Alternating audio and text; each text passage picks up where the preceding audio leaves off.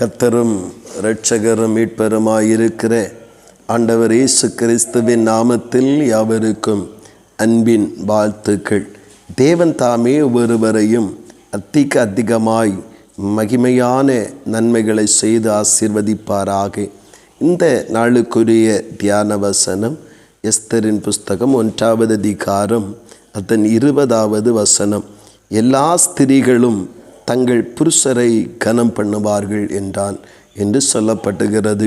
இந்த இடத்திலே ஆகாஸ்வேரு ராஜ்யபாரம் பண்ணுகிற அந்த காலகட்டத்திலே தன்னுடைய ராஜ்யத்தின் மகிமையையும் தன்னுடைய ராஜ்யத்தின் பிரபல்யத்தையும் தனக்குண்டான ஐஸ்வர்யத்தினுடைய பெருக்கத்தையும் உலகத்திற்கு வெளிக்காட்டுவதற்காக விருந்து பண்ணப்படுகிறது.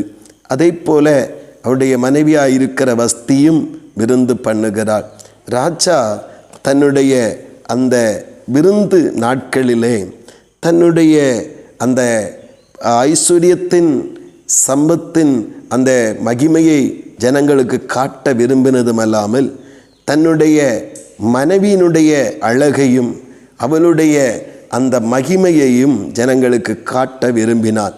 ஒரு பக்கத்திலே தவறு, அது தேவன் விரும்பாத ஒரு காரியமாய் இருந்தாலும் அவன் அந்த காரியத்தை செய்ய நினைத்த பொழுது வஸ்தி அதற்கு இணங்காதபடிக்கு அங்கே தன்னுடைய செயல்களினாலே வார்த்தையினாலே இந்த ஆகாசுவேருவை சங்கடப்படுத்துவதை நாம் காண முடிகிறது. ஆண்டவருடைய நாமத்தினாலே வேத வசனம் நமக்கு என்ன சொல்லுகிறது என்றால், புறம்பான அலங்கரிப்புகள் நமக்கு அலங்கரிப்பாய் இருந்தால் அவை பின்பு அவமானப்படுவதற்கு நேரிடும் என்பது இந்த வஸ்தியின் மூலமாக சகல பெண்களும் சகல மனிதர்களும் அறிந்து கொள்ள வேண்டிய ஒரு காரியமாக இருக்கிறது.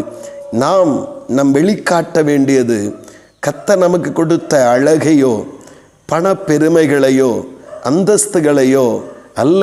நாம் வெளிக்காட்ட வேண்டியது நல்ல குணத்தை வெளிக்காட்ட வேண்டும். வேதம் அப்படித்தான் சொல்லுகிறது. 1 பேதுருவின் புஸ்தகம் 3வது அதிகாரத்திலே வாசிக்கிறோம், அழியாத அலங்கரிப்பாய் இருக்கிற சாந்தமும் அமைதலுமுள்ள ஆவியாகிய இருதயத்தில் மறைந்திருக்கிற குணமே உங்களுக்கு அலங்காரமாய் இருக்க கடவது என்று சொல்லப்படுகிறது. இன்றைக்கு மனிதன் தன்னுடைய ஆண்களோ பெண்களோ தங்களுடைய நல்ல குணத்தை வெளிப்படுத்த மறந்து தங்களுக்குண்டான அழகையும் தங்களுக்குண்டான பணபலத்தையும் தங்களுக்குண்டான ஆசீர்வாதத்தின் பலத்தையும் உலகத்திற்கு காட்ட வேண்டும் என்று சொல்லி எடுக்கிற முயற்சிகள் ஒருவேளை அவருடைய பார்வைக்கு நல்லது போல தெரியலாம். ஆனால் தேவன் அதை அருவருக்கிறார். தேவனுக்கு விருப்பமான அல்லது தேவனுக்கு ஏற்ற ஒரு மகிமையான செயல் தங்களுடைய நல்ல குணத்தை இந்த பூமியிலே மனிதர்களுக்கு வெளிப்படுத்த வேண்டும். சக மனிதர்களுக்கு நல்ல குணத்தை வெளிப்படுத்த வேண்டும். கணவனானால் தன்னுடைய மனைவியிடத்திலே அன்பு கூறுகிறவனாய் இருக்க வேண்டும். மனைவியானால் தன்னுடைய புருஷனுக்கு கீழ்ப்படிந்திருக்க வேண்டும். பிள்ளைகளானால் பெற்றோருடைய வார்த்தைகளுக்கு செவி கொடுத்து நடக்க வேண்டும். இப்படி வேத வசனம் சொல்லுகிற நல்ல குணங்களை நம்முடைய வாழ்விலே நாம் வெளிப்படுத்துவதற்குரிய காலமாகவும் இந்த காலம் இருக்கிறது.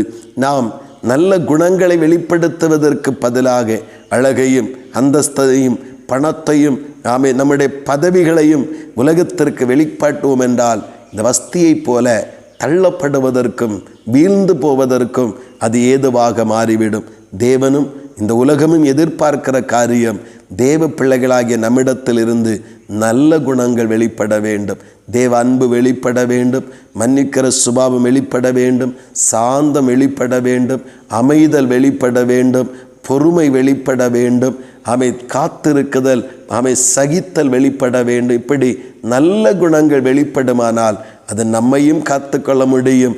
அதை கவனிக்கிற ஜனங்களையும் கிறிஸ்துவுக்கு நேராக திருப்ப முடியும்.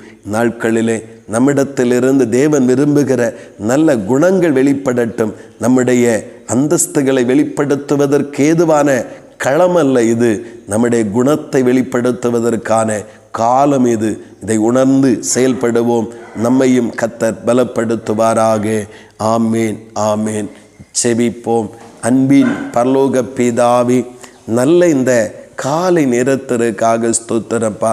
இந்த உலகத்தில் ஆண்டவரே, மனிதன் தன்னுடைய பணம், பதவி, தன்னுடைய ஆசீர்வாதங்கள், தன்னுடைய அழகு, இவைகளை சமயம் கிடைக்கும் போதெல்லாம் இந்த உலகத்திற்கு வெளிக்காட்ட வேண்டும் என்று முனைப்புடன் தீவிரமாய் செயல்படுகிற இந்த காலகட்டத்தில் ஆண்டவரை, தேவன் எதிர்பார்க்கிற காரியம் நல்ல குணங்கள் வெளிப்பட வேண்டும்.